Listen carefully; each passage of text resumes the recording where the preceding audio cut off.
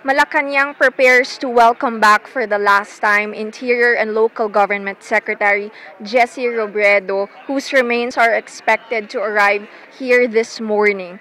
The casket of Secretary Robredo will be carried by 6 pallbearers coming from members of the cabinet, Robredo's colleagues in the DILG, as well as the Kaya Natin movement and urban poor groups. What will happen is that when the casket arrives here in Kalayaan Hall, there will be arrival honors that will be led by no less than President Benigno Aquino III.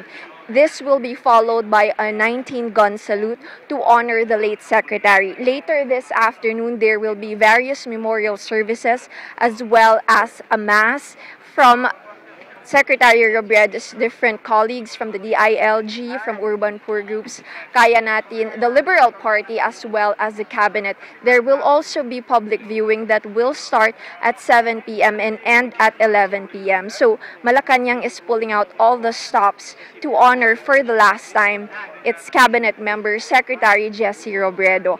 Ay Macaraig, Rappler, Malacanang.